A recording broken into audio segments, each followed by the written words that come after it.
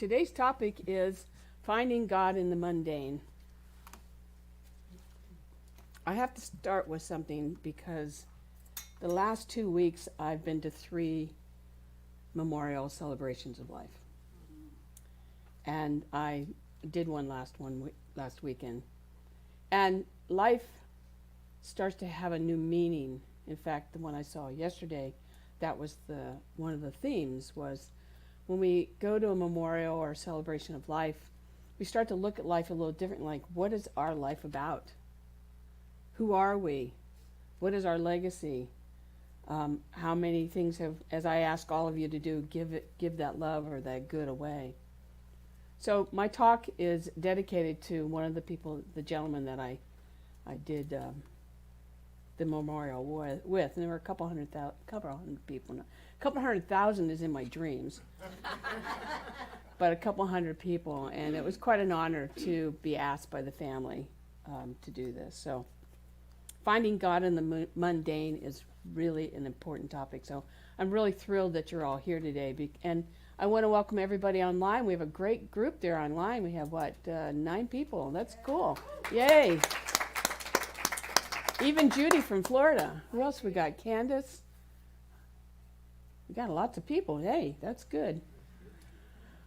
So, the quote I was going to initially use, which was the one you used, which I'll use again, I decided not to use because we've heard carry water, chop wood.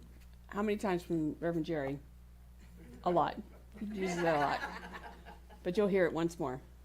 So I want to start with a quote from a book called The Sabbath, and Natasha gave this to me because she thought I needed more relaxation things to read, and she was right. Anyway, the quote goes, "Be content with what you have. Rejoice in the way things are. When you realize there's nothing lacking, the whole world belongs to you." When we realize there's nothing lacking, the whole world belongs to us. And just hold that for a little bit. Because the tendency is to say, this is mine, this is mine, this is mine, this is mine. And the truth is, it's all yours. Everything is yours. And how do you treat that thing? How do you look at that thing? I was going to give you a story about me picking up my dog poop. And it's a mundane job. And I go, boy, they do a lot in a week. And so this week, after all these memorials, I went around my yard and I did the same thing because I've been traveling a little bit more than normal. And instead of looking at that from that point of view, I looked at it from the point of view of I have a great yard. I have a beautiful yard. I have lots of trees. And this is just one of those things that are natural. And it's a big yard, so they have a lot of place to play. So I started looking at it from a different point of view. So as I talk about this, I want you to think about your own life.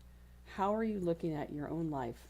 Is it just I get up in the morning, I have my coffee, I go to work, I do my stuff, I come home, I watch TV, I go to bed? Is it that? Or is it during that whole day, there's this transformation of seeing God in everything, in everyone, in everything you do.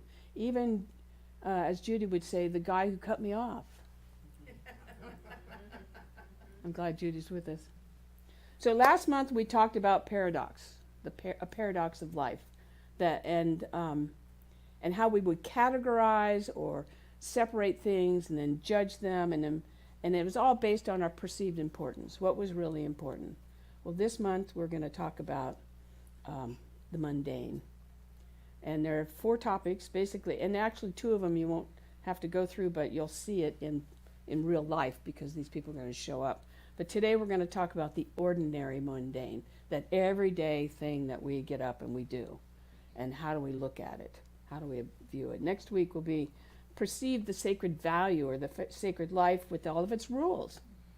Perceived. Keep that in mind, the perceived value or sacred life. And then profane and secular, well, It says not spiritual life. Well, I had to tell you, guess who's coming to town? Daniel Nahmod.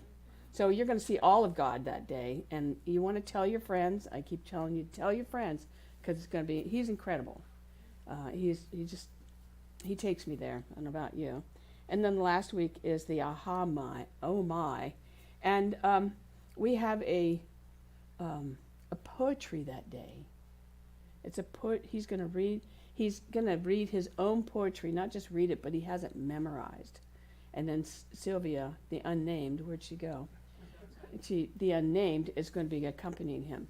So it will be a profound day, and it will be that oh my, didn't know it could be this good. And I've watched him on YouTube. He's really amazing. So, all right. So here's a question for all of you. How many of you heard either, let's say, yourself say this, or your child say this, or someone else's kid say this? I'm bored. Most of us have, right? And if you were in a car like I was when I was a kid, and one of us would say, I'm bored, what game did you play? ABC licenses, right? Oh, I see an A, I see a B, I see a C. That was how to just kind of distract them. But the truth is as children, they are not developed enough to understand life needs to be explored. They're not quite there. Now, you do have some unusual ones that everything is curious, but a lot of them are like, well, I'm just bored.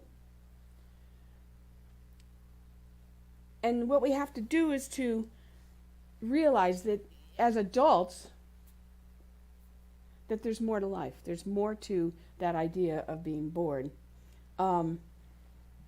Or, how many of you have lived in what I would call an excited life? In other words, you had to be doing something in order to make you feel like you were okay. Oh, we all did that. I did that in my 20s and 30s. Had to go do something. I had to go to the bar. I had to go to the mall. Malls were big back then, right? It was like I had to use that credit card so that I felt like I was doing something, that it had meaning to me. But then during that same time, how did you feel when you were doing the dishes? Bored. It was a chore. Something I had to do. I know I'm beating you up on this, but I want you to get the point here in a minute. Because as we grow spiritually, and mature, we have to know that everything we do, God is there. Just like your song. It's all sacred. And it's important. And during the busyness of life or work or health or going to a memorial, we're always reminded, God, there's more to this than I feel. There's more to this than what I'm experiencing. And I want you to get that today. I put here, at some point, there had to be an attitude adjustment. I know for myself I had to have that. But valuing the life lesson of the mundane and God being all there is one of our life lessons that we have to have.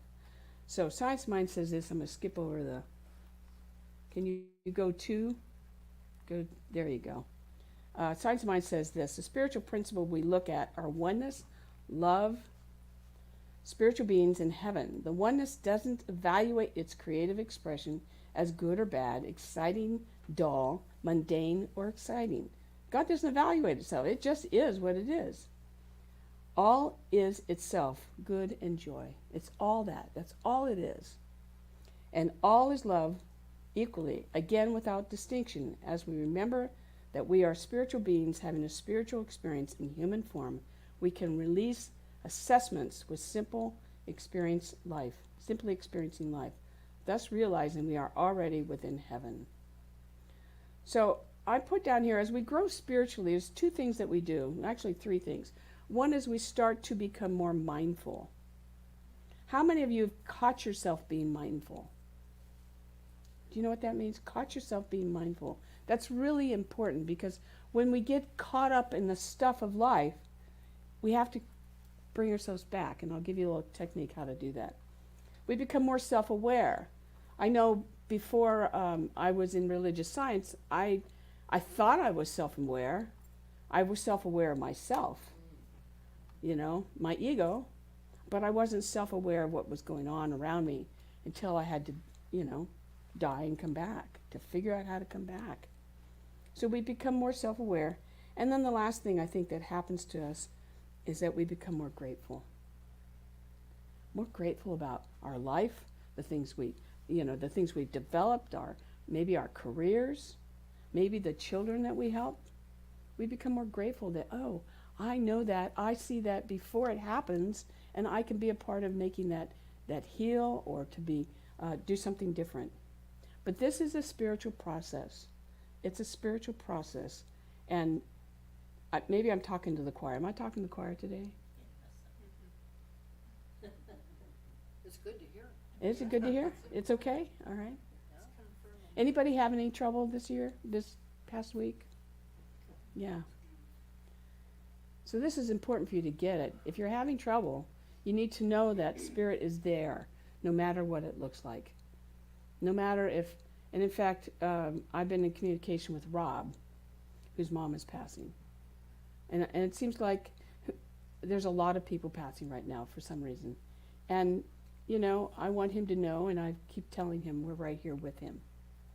He's not alone. And he may have to move now. But he's a great guy. And so I was hoping it would be online, but I don't think so. Anyway, the point being is that we're here with him. We're not separated just because he's in Idaho and we're in California.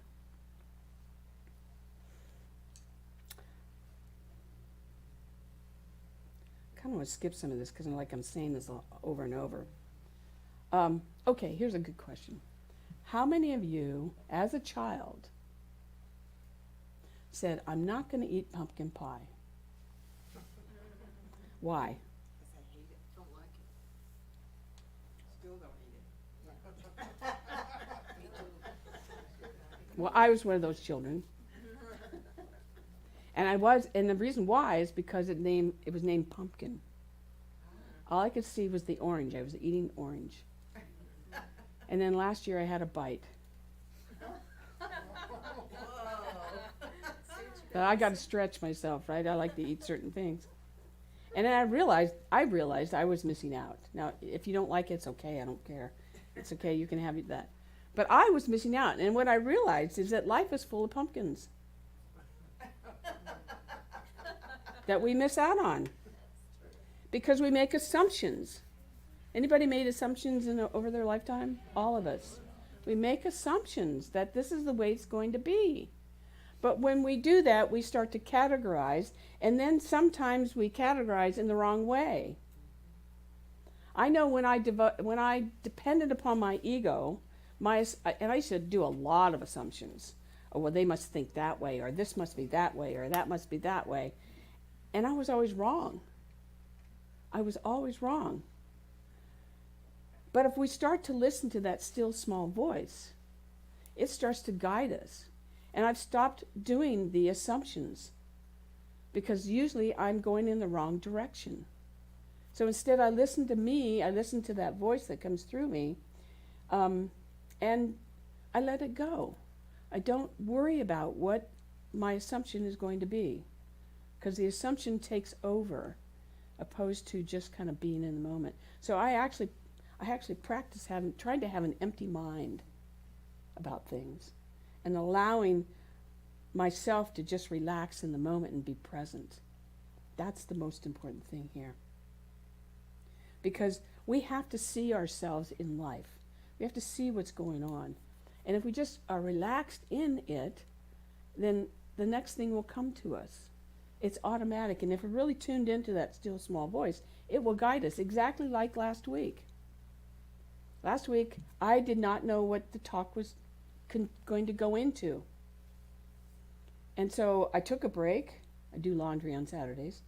Took a break, and I asked God, what is it that I need to say today? And I think I mentioned this. And the word kindness came up. That was all that came up to me. And I went, oh, that really feels right. And so my talk became about kindness. And it turns out that it helped a lot of people during the week. It's something that we have to be. And last week seemed to be the time that it made a difference. So today, talking about things being mundane and looking at that God is there in the mundane, for some reason is important this week. So I want you to start thinking about how can I do that, because you're actually going to get to practice this. We're going to do a little process at the end. So Brother Lawrence, he wrote a book called, can't read it, The Practice of the Presence of God. He said this, says the practice of the presence of God received many of his insights while washing dishes, cooking, and making sandals. Brother Lawrence always began his task with a short prayer to God, recognizing God's ever-presence, asked for guidance in whatever he was about to begin. So what if we did that? What if we just took a moment to just say something like, let's say we're going to take garbage out, or you're going to go shopping. Say, Spirit, just know for me that I see something profound during this time of work that I have to do, allowing it to unfold, and then I'm blessed because I get to do it.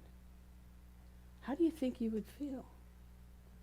You might see the ravens, like I see ravens. I think the ravens are crows that are in my yard now. Or every once in a while there's a hawk that'll land on my fence. Or going shopping, just going, I love this. I was praying this morning on this. Spirit, know for me as I go shopping that the prices have gone down. That I see the fruit that I want. The lines are short.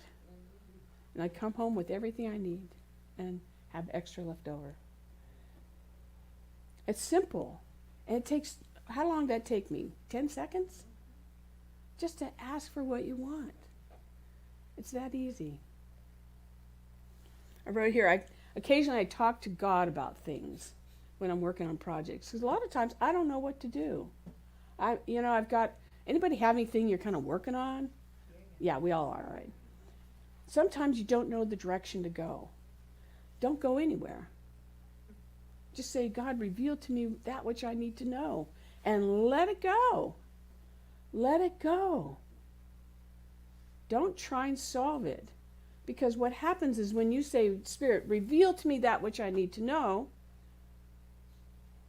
Spirit goes, okay, let's do this, let's do that, let's do that. And puts things in alignment for that to unfold naturally. It's not about doing, it's about allowing. It's about allowing. This next point is very tender to me because it's about my friend who passed away that I did the service for. But it's about finding beauty in the unattended places. Unattended places. And so his name was Pete. And what was cool about Pete was 88, I think, 84, 88, I can't remember. Anyway, but when we would go hiking, Pete would have this little old digital camera on his, right here. And he was always going around clicking pictures of things. And we're like, oh, Pete, stop taking pictures, Come on with us. Or he'd be a mile ahead of us taking pictures. He was a really, really cool man. But he was always taking pictures in places that we wouldn't go, or we didn't go. He'd go up in the hills, or just to find that thing that was different, to find the beauty that was different. So I have a picture of one that he took. Now that doesn't look like much, does it?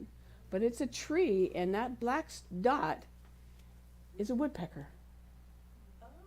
It's a woodpecker in old wood. And now that's just the picture that we have. But what was also unique about him is he knew how to pull things together. He's kind of like Mava. He knows how to pull things together, like these beautiful flowers. And so he found an old log, and they were just going to go burn it, right? And he said, no, that's beautiful wood. I want to take that wood. And so he took it to a mill, and he had it shaved into like 1-inch pieces. And then from that, he decided to do something with that wood. I'll show you in a minute. But I want to say this quote from Ernest Holmes because it perfectly says what he did. And it is, as we gradually wake up, we awake to that what already exists in the mind of God. And because we wake up to it, it appears to us. So to expand this story, he created a frame of this wood around that picture that is in my house. And it's about this tall. Isn't it cool? That was the kind of guy he was. He saw God in the mundane. He saw God where we were not, when we were out there hiking and going, oh, this is hard. He was out there finding God. Now, he wasn't really a very, I'll call quote unquote spiritual man. He didn't go to church. He didn't do all those things, but he was very spiritual. You can see. He found God in the mundane. And then he would give it away. He would give the gift away. And he did this to many, many people in Lakeside. Many, many people. He gave those gifts away. He had a little hammer. You can appreciate this, I'm sure. But imagine a large handle, and there's a hammer no bigger than that he made. I'm like, what would you use that for, a tack? But he made that product, and I'm like, wow. You know, he was just very, very creative. So I wanted to show you this because I wanted to show you in a way that you realize that maybe you don't think you're creative, but you are. Everybody is. And so it's about just kind of slowing down and saying, hey, let me just kind of take a moment here. When I was coming through ministry, I started to say things like, there's no rush, there's no hurry. Don't have to go fast. I can slow down. As I age, my body makes me do that anyway, but I still have to say there's no rush because I want to go. Because there's a lot of stuff happening in the world. You know, we get addicted to things like, or stimulated, I would say, by the radio, TV, all that stuff. But what I'm advocating today is that we do something a little different. And it's so simple, but I think that sometimes we make it out to be a big thing. And that is to stop for 5 to 10 minutes. You can just sit and close your eyes. And it's not like you got to go into this deep meditation, but go long enough till what you have this actual feeling within your body, and I call it a reset your mind, is to let go of all those things that have been kind of bugging you and getting in your way, and those people that you don't want to talk to, and do you know what I mean? I mean, Mava's got the greatest yard to do that, so are they still coming to visit you? My yard is always open. Yeah, she's got like a sanctuary where you can just go sit and be and hear the bees and the birds, and you're surrounded by beauty. So the idea is to reset your mind. Do you know what I mean by that? Has anybody done that? Yep. And it's not about you have to sit and meditate for half an hour. It's about just being. Lots of times I get so busy in work and things that I just have to, I can't do this anymore. There's this overwhelming feeling like, no, there's too much going on out there. Anybody think there's too much going on out there? It's overwhelming right now. So if you just close your eyes, wherever you are, just close your eyes and relax. And let yourself kind of reset. In fact, I was going to say, I used to go to Balboa Park to make myself feel better. So if you have a lot going on, sometimes just going someplace where there's a lot going on. In fact, I invite you to do that today. And just watch God. Watch God in action with children and joy, with the beauty of wherever you are. I had a lot of stuff here. But just, being opposed to worrying. When life was so heavy for me, I went there so I would be distracted. And at the time, I didn't realize that's what I was doing, but that's what I was doing. And it made me feel better. So, something to think about. I have another story. And the reason I don't know why exactly I put this together, but it felt important to say today. And that was, I had a conversation with a friend of mine who's battling breast cancer. And she used the word sacrifice. Sacrifice. And it was sacrificing now so that she could have a better relationship with Spirit. And I went, whoa, that one didn't feel very good to me. It's like, we're not sacrificing to have that relationship. So, knowing where she's at and how tender that is, I said, maybe you could use the word surrender. Surrender to the divine so that you can see the relationship that you have with Spirit. You're not sacrificing your life so that you can get God, but surrender into that to see what's coming to you. And there was a shift. I could feel a little shift. And because I wanted her to see how God was working, not that she was sacrificing so she could get that. Because this is a person who didn't want to receive. This was a person who had to do it all herself. This is a person that would close up when things got bad. And I said, don't do that. Surrender to that good that wants to come to you. And because she's starting out, that we just have different language. I know that. I get that. But I want to invite you to think about that too. Surrender to that good that's coming to you. It is, I mean, I know who you are. I know how you give. Know that it's coming back to you all the time. No matter anything. It's just, it is coming to you. But here's an example. Her 17-year-old daughter, who's sort of shy, kind of, 17 is kind of an awkward age, who would come home and just stay with mom. Just, I'll hang out with mom because I don't get along with anybody. I hate school, blah, blah, blah, blah. Well, because of this situation, she's now going out with friends. She's making new friends. She's doing more things. She's, in fact, she has an experience of going to, I guess, one of the more affluent families who's going to have a pool party. Then they're going to have barbecue, and then they're going to do this, and they're going to do that. And it's like, this is not something this kid would normally experience. So, surrendering to the good, this person is now seeing, oh, this is what's going on. And now her daughter, who has been kind of closed up, is opening up, which would not have happened if this hadn't happened. She would have just stayed there with mom and been happy, not explored life. Or for this particular individual, as how she starts to see who her real friends are. When we're really down and out, that's when our real friends show up. How her church is helping her now, how people are picking up her kid and taking her to school. All these other things are unfolding because she's willing to surrender to the good, seeing the good, instead of saying no. How many of us say no here? Please stop. Don't say no anymore. Just know it's coming to you because of who you are.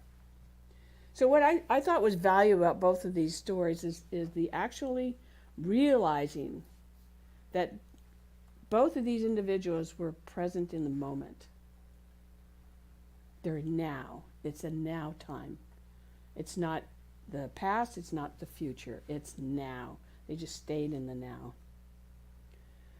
So, my last point is that, and Reverend Jerry says this all the time, he says, what comes after enlightenment? And Jody even said this, the Buddhist answer, before enlightenment, chop wood, carry water. After enlightenment, chop wood, carry water. You know what? It's, we're all experiencing God in a human form. It's called the dance of life. You don't have to be enlightened to have the good. It's here right now. So I have one more point, and I know I'm on a time clock here a little bit. How many people have heard of Zen Bulls? Zen Bulls, B-U-L-L-S. Anybody? Well, it's basically the story of the hero's journey. And I think that sometimes it's nice to remind ourselves that even if we're really spiritually there, we think we are, we're still on a hero's journey. It happens every single day. Some of it's at different degrees. So I'm going to walk you through this. It's pretty quick. And I interpreted it for Science of Mind. So I'm using their words and then interpreting it for us. So there's a process of enlightenment. So wherever you are, if it seems to be tough right now, I want you to know you're going to get there. That's one of the cool things about what we teach here. I don't care where you are in your life, you're going to get there. And you have to believe that, because I believe that, and I want you to know I believe in you. But here's I'm just going to go through this real quick. First of all, we lose the ox. Okay, this is about the ox or the bull, whatever you want to call it. And what that really means is we lose ourselves. Anybody lost themselves here? Yeah, we all have. Then we go searching for the ox. We're really searching for who are we? Why is this happening? What is it I want to get through on? Then we find footprints. And for me, I always think of footprints in the sand, you know. Oh, there I am. I'm there. I'm going to follow that trail. So we're finding ourselves. Then we catch ourselves. And what that really means to me is that we catch ourselves. I used to always make mistakes 3 times for me to catch myself. I had to punish myself because of whatever I was going through. The point I'm saying is that we have to catch ourselves so that we know, oh, I don't want to do that anymore. Oh, no, I don't want that in my life anymore. I want this in my life. So we catch ourselves, then we start to tame ourselves. That's that part of going, no, I want it this way opposed to that way. Then we start riding the ox home, which means we start to train. We start to go, oh, this is a habit. I like this. This feels good. I'm going to move in that direction. Then the ox and self become one. We start to be that. And then we start to practice that. We still make little mistakes. I still make mistakes all the time. What was it? I can't remember the last mistake, but I make them a lot. I make them a lot. But we just keep moving, you know, in that rhythm. Then we return to where we started. Only this time we're a little bit more enlightened. And then the last part is we return enlightened and in gratitude. So I have another story. I wasn't going to say this story, but I'm going to now. Yesterday, I saw somebody that I had asked never to contact me again. It was really strange, and it was like, oh, I saw them. And I had nothing on it, which was really great. But I could watch them, and I could see that they had something on it. I had nothing on it. I was like, well, and this morning I thought, you know, maybe I should just, even though I've asked them not to contact me, to just send an email and say, it was good to see you, I'm glad you're doing well. But then I thought, well, maybe that'll open it up, and I really don't want to go back because I'm on the way forward. And I want them to be on the way, but I want them to know it's okay. Because a lot of what they offered was good. It was just the way that it came across and didn't work at the time. But that's about going through that whole system of realizing and then being in gratitude for what they had to say to me, what they tried. And then realizing I'm okay with it now. It just took a long time. And that's okay. You know, one time I had someone come up to me and say, but I can't forgive them. And I said, it's okay. It took me 10 years to forgive somebody. Be wherever you are, but know eventually it will be okay. It will be okay. So we're going to now do a little process, which to me is fun. I hope you enjoy it. I'm going to ask you to turn to someone that's next to you. And this goes for those of you that are online. We have 2, 6, 7 people. So could you make 3 rooms? And I'm going to give you the questions that you're going to do. And these are the questions. What's mundane in your life? What's that one thing you're going, oh, I just don't want to do? It's a repetitive thing usually, and that's boring or you would like not to do, all right? And then so that's the first thing to talk about. So I want you to think about that. And the second question is, now that you've come here and you heard me talk about this, and I've kind of pounded it into you, how could you look at this as spirit in action? Or how could you reveal, when you do that mundane thing, the beauty in it, or the good in it, or whatever that might be? Okay? Are you ready? So we're going to put them in a breakout room. You have 4 minutes. Now, Martin, when they're doing this, I want you to move the camera towards me, because I'm going to talk to those people that are coming online later on. So you'll hear my voice, but just ignore me. I'll ring the bell when it's time to come back. Okay, so I'm going to leave those questions up there. Go ahead and find your partner, and go ahead and start talking.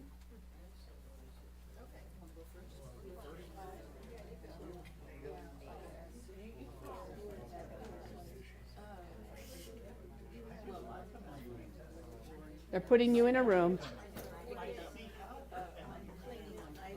Go ahead and go into the room. Is there anything that is so boring that I tend not to? And Martin, if you could zoom into my face so I can talk to those people that are coming.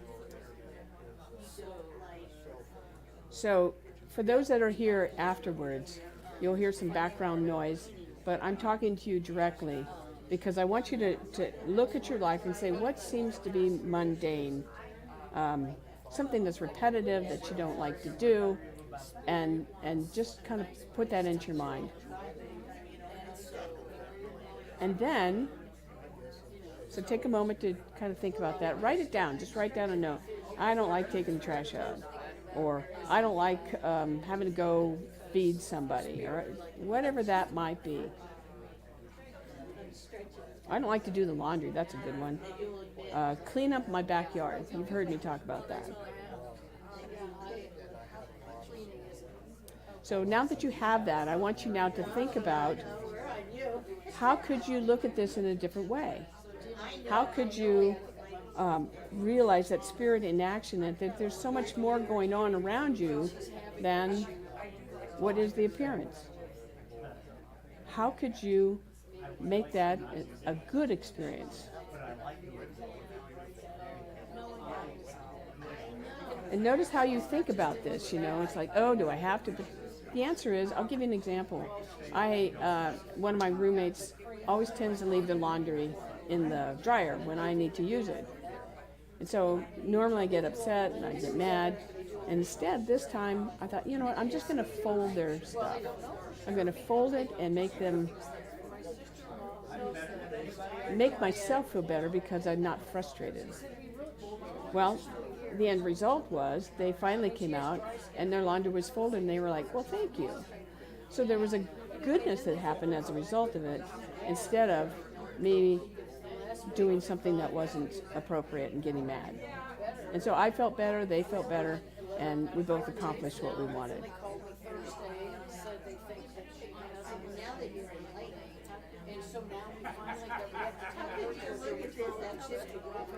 You have 2 minutes left. So what's your thing? What is it that's getting to you? What is it that you would like to be different? And I'll leave that to you to think about. Okay, Martin, you can back me out now.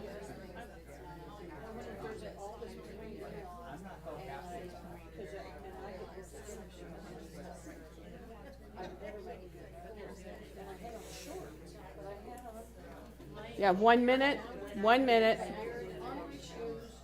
So give them the 1 minute mark.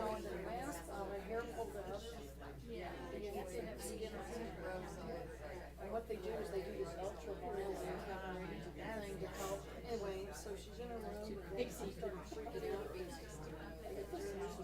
So I was sitting on just a little chair that Life they have like fabric and stuff.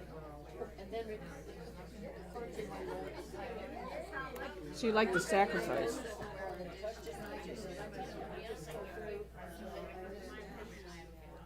anyway,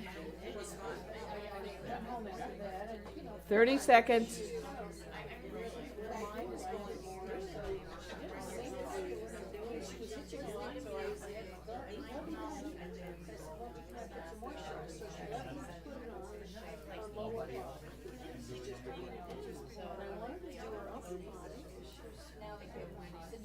I know.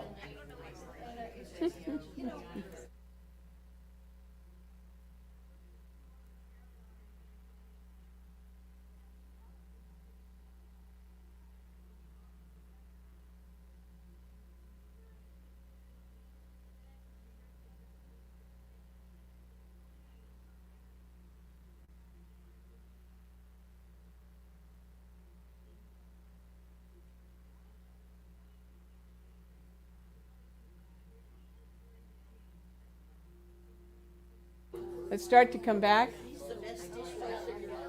World, yeah.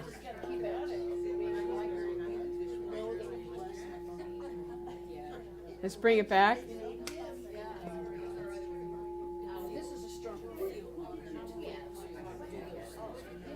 Let's bring it back. You guys like this, don't you? It's good. I know. I might as well just leave, right? Okay, let's come back, guys. You can finish your conversation. So who would like to share? Anybody want to share? Okay, Mama, I'll come back to you. Mama, go ahead. I will repeat this for the audience online. I don't have a dishwasher. Ah, don't have a dishwasher.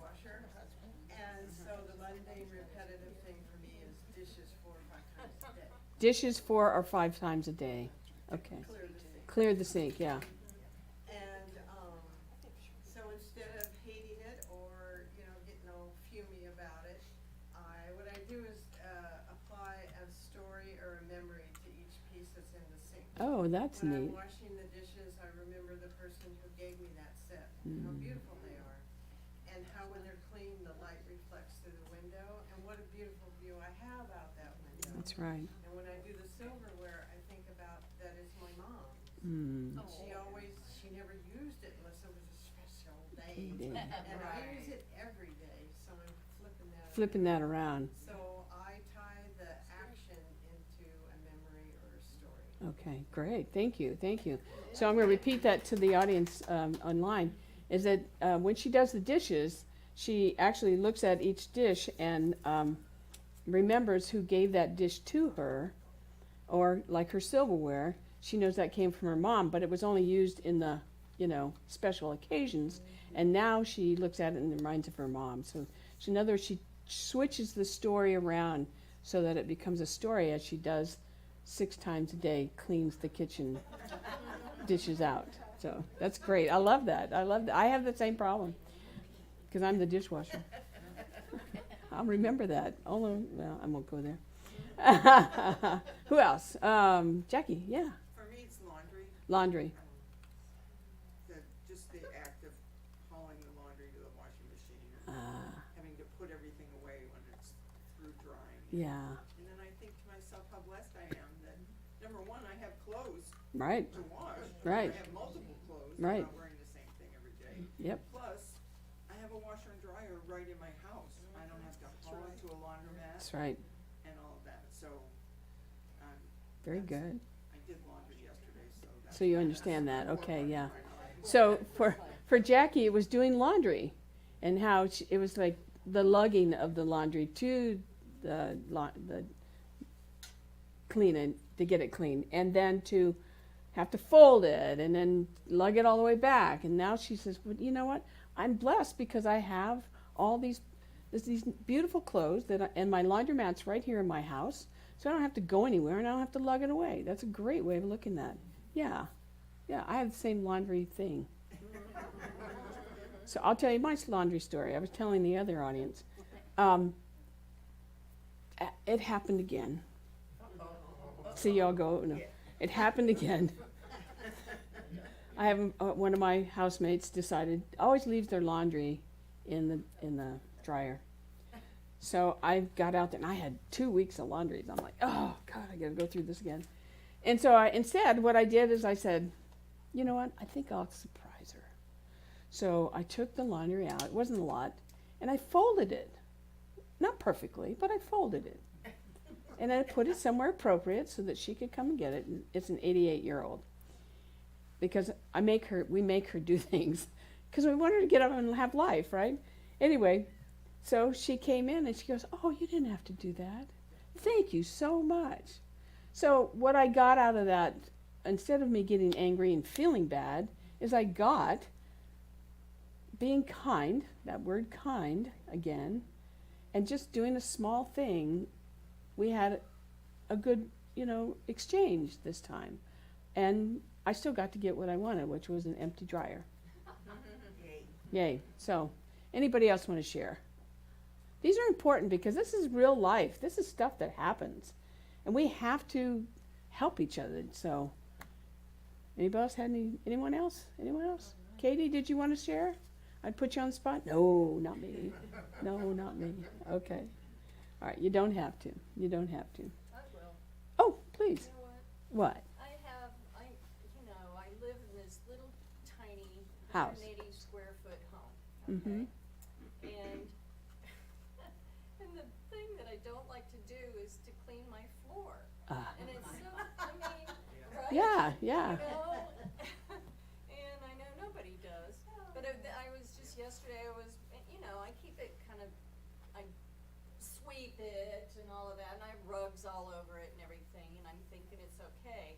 But then I dropped something the other day, and I took a towel and I wiped it up, and I picked it up and went, ew. Oh. I gotta take all the rugs up. Yeah. I have to clean this whole floor, Uh-huh. It's dirtier than I thought, But I live in a horse pastures, so I just have dirt All around you, yeah. But then I looked at it and I said, well, okay, so the good thing about that is that when it's clean, I know it's gonna feel clean. Yeah. And that again, like your washer and dryer, I have a floor to clean, I have a place to live. Yes. I love it. Yes. Yes. So, it is mundane, but it's just one of those One of things those you gotta things. do and make it good out of it. And you start out fresh. Yeah. It's all fresh for more horse Yeah. dust to come in. That's right. So what she was talking about was she lives in a tiny house. It's 180 square feet, and she doesn't like cleaning the floor. And I'm repeating this so they can hear it. And so one day she dropped something on the floor and then went to clean it up, and it was like, oh, it's worse than I thought, right? And so that was her thing. But now she's realizing that just by cleaning those few things, that it's all fresh again. So cleaning the floor makes your home fresh. That's great. And you can really appreciate the horses outside then. Oh, yeah. Yeah, yeah. As you were saying that, I was thinking about All day long. they live it all day long. I was thinking about my puppy, who's now not a puppy anymore, and how he goes out there and they roll, or the cat goes and rolls and then comes in the house. And I noticed, you ever notice sunlight? He came in and went boom, and then it's like all the dust goes up. Oh my God. Yeah. So when's the housekeeper coming, right? So, doing this takes effort. This is what we're talking about here. It's changing the way that we've been to, and I know I'm going to feel better after this is done. So that's the message I want you to get today. We don't need to label it. We don't need to make it out as bad, but let's see how I can see God. I got to see God in the dust, Yes. Can I just share, really quick? Yeah. I'm just thinking about, I have multiple areas where I need Mhm. to work on this. Yeah. But in just the basics of my wife and I with our, we were so busy working full-time or whatever excuse, Yeah. that our place is very messy. Mhm. So now that I've retired, I've taken on that I need to be the one, or maybe I need to hire somebody, you and I have talked about Yeah. this. What I've realized is I've done what my parents have done, and my older brother, just family members, is to defer. Defer. Yeah. Defer the maintenance, like Yeah. one reason their house in Missouri had so much work. It was a great house. Mm-hmm. But a 20-year-old house turned into a 60-year one. but Right. Maintenance was deferred, so, Right. oh man, eventually it was sold, and it's a great house, but what I'm doing, I try not to do that. We live in a newer place, but I've done the very same thing. I have deferred what is mundane, Yeah. Deferred Boring what's as hell. maintained. Boring know, as hell. repetitive, and just dumb stuff, cause I feel like my time is worth more. Right. Kinda like, why should I mean, I'm just telling you what goes in Yeah, my I get head. it. I know I it get it. sounds arrogant, but it's like I do all these things. Sure, that's what we do. Don't you Yeah, all do the yeah. same thing? Yeah, we all But do the same thing. I think at this point, you know, I'm glad you're bringing this up, because, you know, and I don't need to call it enlightened or whatever, just like, be a big girl, God's moving through me. There you go. It makes sense. God's moving through God you. wants us to live in God in a clean in place. a clean place, That's 'cause right. then our minds will be clearer. Exactly. There's no doubt. Your mind if will be clear. The stuff is. The stuff will go away. And, That's why I said just So- do one box at a time. yeah, right. That's all you do. You don't have to And take eat the whole cake. There's a bun cake over here, so we can't eat it all in one bite. You take a little bit at a time. Yeah, absolutely. So thank So, you. You know, you're welcome. This is really what life is about. Exactly. No matter what it is. I That's mean, right. And if you wanna be a good singer, you wanna be a good guitar, or anything, you have to practice. That's right. And that means you don't defer the practice, That's right. you have to practice. Practice every consistently. day. So Yeah. that's what I need to do. Yeah, and just do a little bite at a time. Yeah, Because this is overwhelming, right? yeah, It is overwhelming, yeah, especially if you defer it. especially if you defer it. That's right. I feel like all I do is I repair hoses. I repair hoses on my property all the time because I'm not going to go buy another $50 hose. I'll buy a $5 piece and repair it so it'll last another 2 years, right? You're turning it into art. Turn it into art. That's right. That's right. All right, so you got the message, right? You get it. You get it. We want to let go of the monkey mind, let go of our labeling it, go and see God in the places where we normally don't, and just relax. Take a few minutes to, especially if you're overwhelmed, is to close your eyes wherever you are. Just do that right now. We're just going to close our eyes right now. Just breathe in that everything's okay. All is well. There's nothing to do, but you see God. So I'm just going to take us into our ending prayer. Just knowing that Spirit has moved through each and every one of us in our own individual lives. That we're never separated from that good. That good is always coming to us because of who we are. And so I claim today that maybe there's just a little light that came on that said, okay, I get it. And now I'm going to do it. And I'm going to appreciate the divine that moves in my life and all those little things that I don't want to do. But knowing that those are the things that make me humble, make me better, make me realize the divine is in my life. So I bless this talk. I bless each of you today that have come here to hear this. I know that Spirit's moving in your life because you come to hear the word, to know the divine is moving through all of your lives in profound ways. And as that essence moves through you, I know then you, as I ask every week, to give it away to somebody else who needs it, knowing that you change your life for their life. And that's amazing. And so I simply give great thanks for this day and for this word and for the topic and for everyone's participation, knowing that we are doing that work naturally as a part of who we are. And there's no effort, but just knowing we're doing the work, and it's good. And so with that, I release these words knowing the Spirit has spoken through me, through all of us, and it's done. And join me in saying, and so it is.